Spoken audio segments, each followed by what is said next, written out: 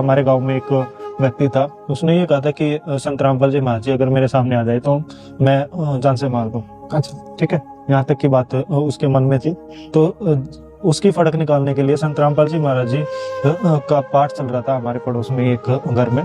तो वहाँ पे पाठ चल रहा था, जिस घर में पाठ था उस घर से दूसरे घर में संत रामपाल जी महाराज जी, जैसे भक्तों के ही घर होते थे आसपास में, तो दूसरे घर में संत रामपाल जी महाराज जी नहाने के लिए भगत लेके गए थे नहाने के लिए कि जी वहाँ पे आप नहा लेना।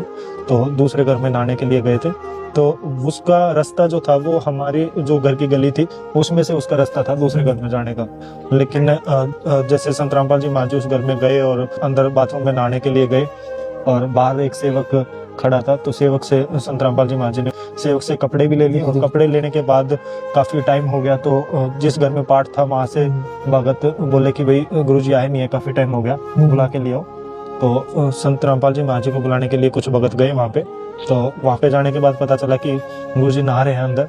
तो बाहर जो सेवक खड़ा था उनसे पूछने पे पता चला कि भाई अभी कपड़े लिए हैं लेकिन काफी टाइम हो गया गुरुजी बाहर नहीं निकले हैं। जी। तो गुरुजी को आवाज लगाई, दरवाजा खोला, गुरुजी थे ही नहीं वहाँ। गुरुजी वहां से अंतर्ध्यान हो गए और गुरुजी उस व्यक्ति के घर के सामने अच्छा, से। ये आपके पास का इंसिडेंट है? आप बिल्कुल बिल्कुल, हमारे पड़ोस का ही इंसिडेंट है। हमारे पड़ोस में ही पाठ हो रहा था और दूसरे पड़ोसी भगत के घर पे गुरुजी नहाने के लिए गए हुए थे और वहां से जैसे मैंने बताया कि शॉर्टकट रास्ता वही है, हमारे घर के सामने से ही गुरुजी को आना था। अगर मान लो कोई ये कहे कि भाई गुरुजी वहां से अंतर्ध्यान नहीं हुए होंगे, कहीं और से साइड से चले गए, लेकिन रास्ता हमारे घर से ही था, एक ही रास्ता था। हाँ।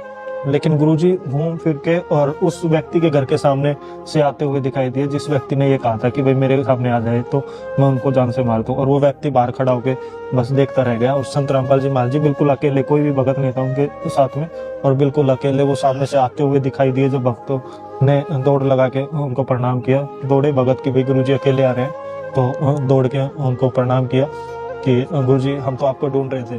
तो गुरुजी ने एक बहुत बड़ी बात कही थी उस टाइम पे कि बेटा भगवान को कौन ढूंढ सकता है, वो तो तुम्हारे कर्म ऐसे है कि भगवान तुम्हारे पीछे पीछे घूम रहे हैं। तो ये बहुत बड़ी बात है कि एक मतलब परमात्मा हम नीचों के घर पे मतलब आके रह के पाठ करके, मतलब खुद आते थे संत रामपाल जी? हाँ बिल्कुल, संत रामपाल जी महाराज जी उस टाइम पे मिशन की शुरुआत थी। और स्टार्टिंग से मैंने बताया कि आपको कि स्टार्टिंग में जो भगत जुड़ते गए पता ही नहीं चला कब हजारों की संख्या में हो गए, सैकड़ों की संख्या में भी नहीं थे उस टाइम पे। तो मतलब एक से स्टार्टिंग हुई, 1 2 3 सैकड़ों में हुई, हजारों में हुई, लाखों में, कब करोड़ों में पहुंच गई। दोस्तों, इस आध्यात्मिक सफर का महत्वपूर्ण प्रसंग रहा है 9 मार्च 1997 का, जब इस सृष्टि के रचनहार कबीर परमात्मा